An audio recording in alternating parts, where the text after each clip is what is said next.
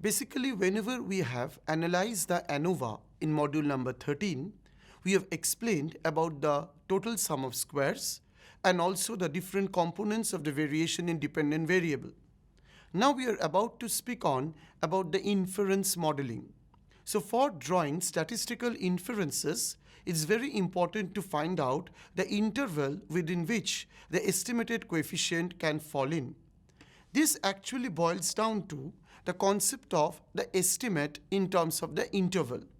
So by the estimate of the interval, we mean a confidence interval estimate of a parameter consists of an interval of numbers along with the probability that the interval contains the unknown parameter. This means that parameter is unknown for a population and that is expected to lie within a certain range. And that range defines the concept of an interval or the existence of an interval. And what is the probability that the value of that estimated coefficient lies within the interval? So this calls out for certain acceptable levels of significance within which we can say that the confidence interval is about to exist or the confidence interval can remain. This boils down to the very important concept of level of confidence or the level of significance. So what we mean by that? The level of significance is a probability that represents the percentage of intervals that will contain if a large number of repeated samples are obtained. So that means from a population, if the repeated samples are drawn, and basically when we mention repeated samples, we go for simple random sampling with replacement. So when we go for with replacement and take the repeated samples, we want to emphasize that what is the probability, that is what is the chance or what is basically the determining factor that will say the percentage of intervals lying within that frame. And this calls for the level of confidence or the level of significance. This also boils down to a particular example. So in this particular example, we say 95% level of confidence.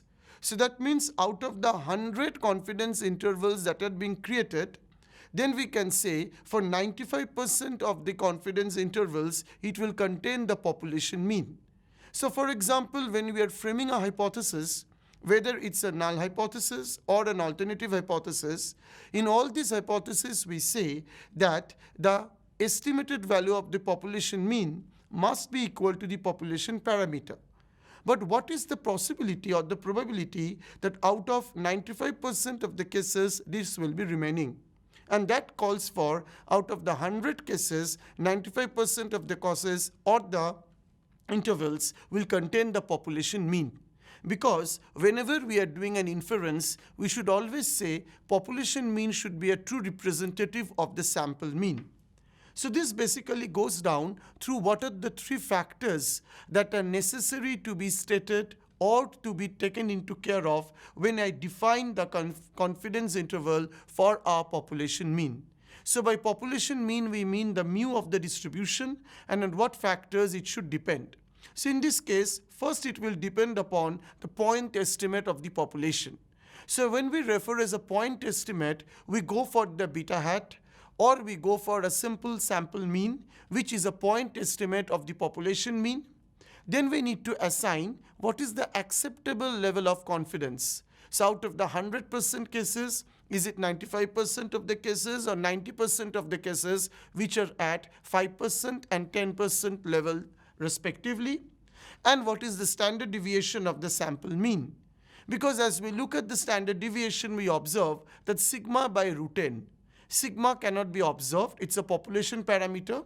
So we go for the estimated value of the sigma and we divide by the number of observations. So this boils down to sigma x, which is the standard deviation of the sample mean. So these are the three factors, mainly the point estimate, mainly the level of the confidence, and finally the existence of sigma x, which defines the existence of the confidence interval. So now we take a specific example. In this example, we say that we are drawing a random sample from a population. By random sample, we mean that every member of the population has an equal probability of being selected in a sample. So provided that the population is normally distributed, because this is one of the basic assumptions in this classical linear regression model, or the sample size is large.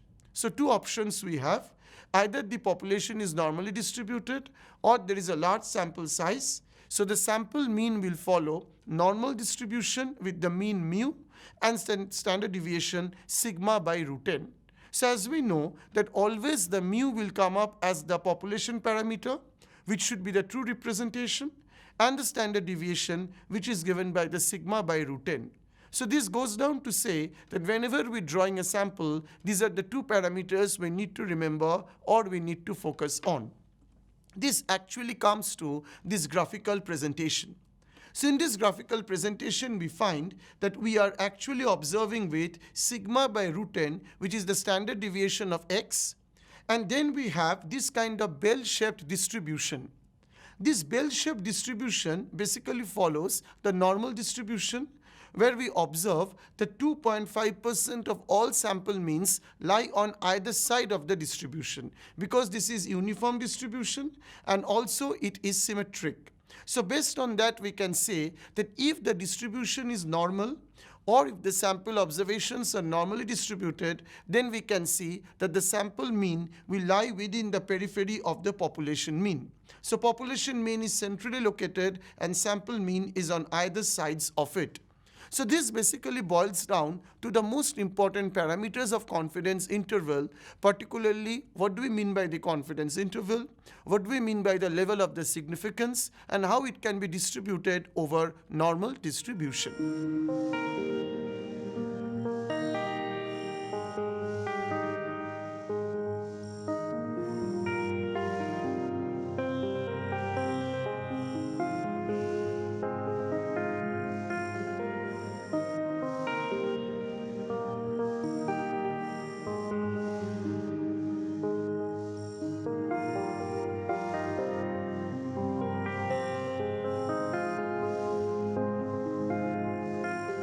Now we go for the 95% confidence interval for all the sample means in the interval. So this basically belongs to the most important part, which is coming up here, is the population mean, which is mu. This population mean has to be representative by the sample mean. Then we have 1.96 sigma by root n. This 1.96 considers to be the confidence limit of any estimated coefficient, and that should be on the other tail of the distribution, where x bar will lie between this expression, and then we have mu plus 1.96 sigma by root n. So these are the two tails of the distribution where we can say that the sample mean lies between these two values. And in that way, we define by the sampling distribution, which is normally distributed. So in this particular discussion, we say that the sample mean, which is x bar, is expected to lie within these two ranges, where we go for the lower confidence limit and the upper confidence limit. The lower confidence limit is on the left tail of the distribution, which is normal distribution, and the right-hand tail of the distribution is given by mu plus 1.96 sigma by root n. This sigma is a population parameter, and n stands out to be the number of observations, and mu stands out to be the population mean. Now, on the basis of this particular expression, we can go for some kind of steps. So here we go by the step 1. So in this step 1, we observe that x bar is lying in between two range, which is already there in the previous slide. Now, on the basis of this, we can see that this mu, which is the population mean, can be rearranged in this inequality, and we can see that the range of the x bar. Because at the end of our experiment, we want to show that how the population mean lies in between these two values. So this boils down to mu, which is the population mean, has a lower tail or the confidence interval in terms of x bar minus 1.96 sigma by root n, and then we have the plus component in the same manner. So this population mean has two different intervals. Now we want to show that what is the possibility or what is the chance that mu will be staying or mu will be lying within these two intervals, that is the upper limit and the lower limit. In order to do this, we go for the distribution in terms of probability. And we are actually assigning the confidence limit. So by confidence limit, we say that in the step 3, that for 95% of the cases, this mu will be lying in between x bar minus 1.96 sigma by root 10, and also it will lie x bar plus 1.96 sigma by root 10. So basically this population mean will be lying between these two values. And what is the probability that this will exist? It is 95% of the cases that this population mean will be existing in these two values. So this basically explains the most important concept of how we can interpret a confidence interval. So when we are interpreting, we are saying that we are creating a 1 minus alpha 100% confidence interval. This alpha can be 5% or alpha can be 10%. If we say alpha 5%, then we go for 1 minus 5%, and that then we can say that it is at 95% level of the significance, where we can explain that this is actually taking a random sample of size n from the population, and thereby we know that in any population the parameter is unknown, which is mu. And then we can go for that it is also certain that for 95% of the cases, the population mean will lie within these two values. That is the lower limit and the upper limit. So this boils down to the saying that a 1 minus alpha 100% confidence interval means that if we obtain many simple random samples from the size n from population, that means we are carrying out an experiment and obtaining different random samples whose mean is unknown, then we can see that it will have 95% possibility cases that this x bar will be lying, or the population mean will be lying between these two limits. This actually goes for how we can construct this type of confidence interval when the mu and sigma are known. So that means we are basically going for the unknown parameter initially, and now we can see the lower bound and the upper bound of this interval.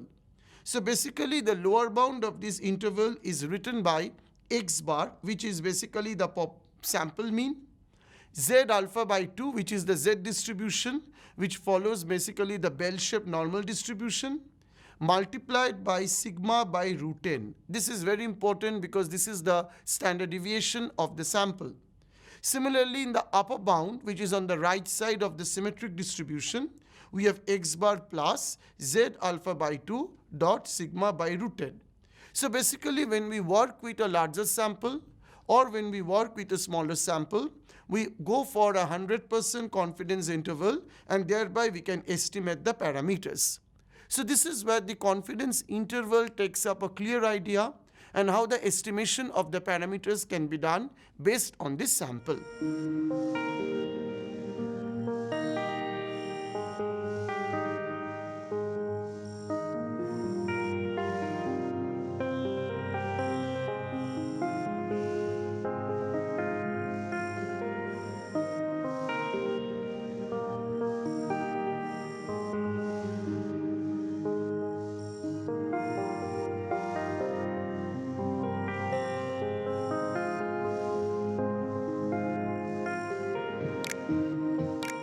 Now we go for the confidence intervals for the intercept and slope of population regression function.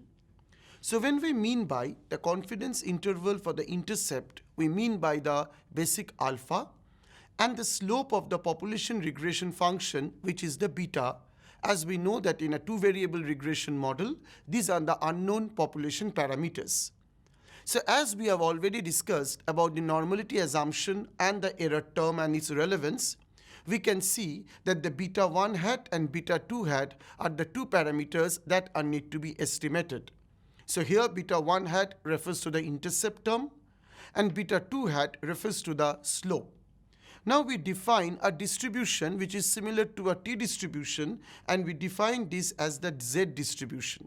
So what is z distribution? Z distribution goes by beta 2 hat in the numerator, which is the estimated value of the slope coefficient, and that is estimated from the sample observations, minus beta 2, which is the population parameter and which is unobserved. So we always want to emphasize whether the sample observation or the sample estimate is a true representation of the population parameter. And we divide by standard error of beta 2 hat. So by standard error, we mean the standard deviation and its square root. So on the basis of the substitution, we can see beta 2 hat minus beta 2, which comes up in the numerator, and since standard error of beta 2 hat is sigma divided by root over xi square, and since it is in the denominator, summation of xi square comes in the numerator divided by sigma. So in this particular slide, we are defining the expression of z, and on the basis of the expression of z, we can see that it is basically beta hat minus beta by the standard error analogous to a t distribution. Now we get on to how can we go for a kind of a scenario where sigma square is really unknown. Though we have the sigma square in the expression, but sigma square is a population observation which we cannot obtain. So what we have to do? In real life, we have to find out an unbiased estimator, which is sigma hat square. Otherwise, we cannot work with sigma. So instead of the sigma square, we always want to substitute by the sigma hat square. So this boils down to a very, very common distribution, which is the t distribution analogous to z. And we are substituting t by z, as because z is considered to follow the standard normal. And now since both are symmetric, both have identical properties, so we can write in place of z t, which boils down to beta 2 hat minus beta in the numerator, divided by standard error of beta 2 hat, which is given by the standard deviation. Now on the parameter, or particularly in this beta 2 hat, we say that it is an estimator, because this is an estimator in the sense associated with the dependent variable, and beta 2, as we know, that is the parameter or the unknown value from the population. And in the denominator, we have the estimated standard error. So in the previous slide, we have seen it's only standard error is mentioned, but since sigma square is unknown, instead of sigma square, we are mentioning sigma hat, and automatically summation of xi square comes up in the numerator, since it is always below, and on the basis of that, we get sigma hat. So based on that, the t distribution or the expression for the t value or the t computed statistic can be modified in this manner. So this basically goes down to how can we find out the confidence interval for beta 2. Because we have already used the t distribution, and in order to do the t distribution, what we can do in both the tails of the distribution, we can have alpha by 2 levels of significance. Now from where are we getting this alpha by 2? Because we have already said that in both the halves you have 5%. So when we are dividing 5 by 2, we have seen in this case that it is 2.5 distribution that comes up, or rather 2.5% of the sample observations. So this goes by PR, which is probability, where we have the lower bound as minus t alpha by 2, where means alpha levels to the level of significance, which is 5 divided by 2, that is 2.5. Then we have the actual value of the t statistic, which lies in between minus t alpha by 2 and plus t alpha by 2. And that is how a confidence interval is being defined. And based on that, we have 95% of the level of significance. Because if we say alpha to be 5%, then for 1 minus alpha, we have 95% of the cases that this t, which is basically based on the sample estimate, will lie between these two intervals. So we can see the t in the middle of this double inequality. And what is t? T is none other than, which is repeated from the previous slide, which is beta 2 hat minus beta divided by standard error of beta 2 hat. And that is how we can see estimate of the unknown parameter. So which is written elaborately in terms of words, estimator minus parameter divided by the estimated standard error.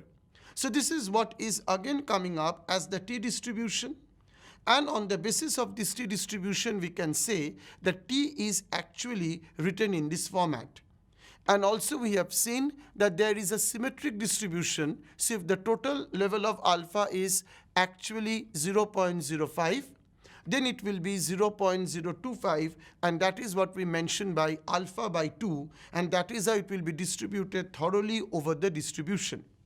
So that is how we can see that from the previous slide, when we are writing about beta 2 hat minus beta, by standard error of beta 2, we can see the expression comes up again in terms of the t distribution. Also from the knowledge of confidence interval, we can see that t lies in between the lower bound and the upper bound, which comes up as minus t alpha by 2, because that it is 2.5% distributed both the sides, which is equal to 95% of the cases. So by substituting the expression in between, we are basically framing the confidence interval of this beta 2 hat. So what we mean to say that what is the probability that the estimated value of beta 2 hat will be lying within these two bounds, which is given by the lower bound and the upper bound. And the probability has to be clear for 95% of the cases. So that means if we say that the 95% of the cases, the estimated value based on the sample, which will be true representative of the population, and that is how we can define the confidence interval as per this final expression. And that defines how the concept of confidence interval for beta 2 can be constructed.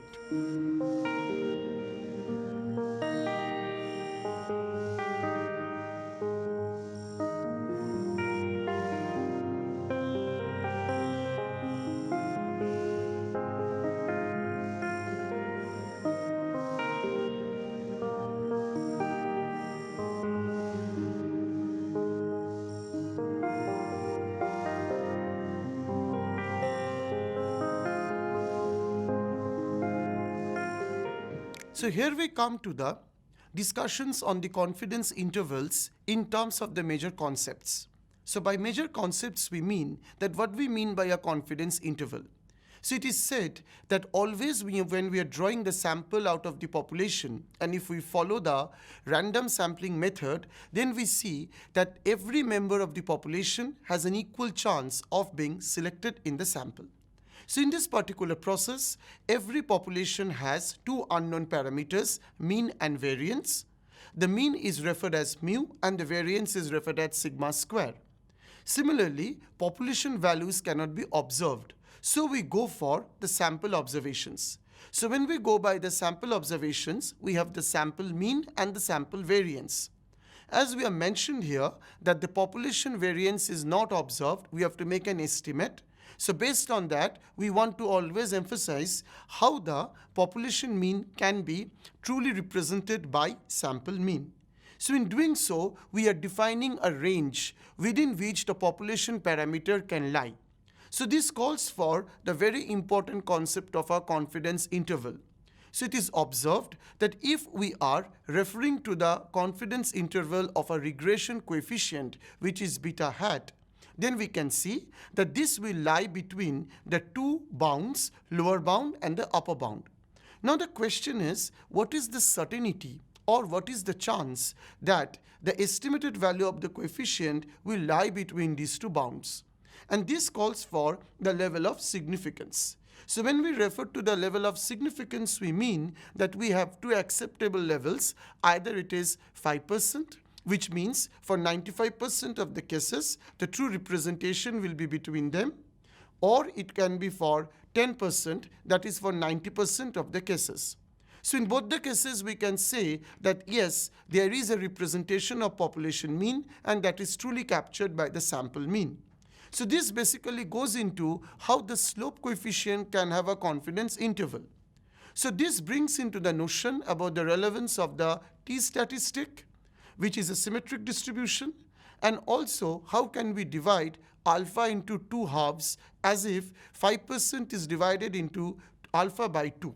So this basically refers to the confidence interval for the slope coefficient, which calls for stating of different types of hypothesis testing, where we will take up the issue of how hypothesis testing can be done when the population mean is known or the population variance is known.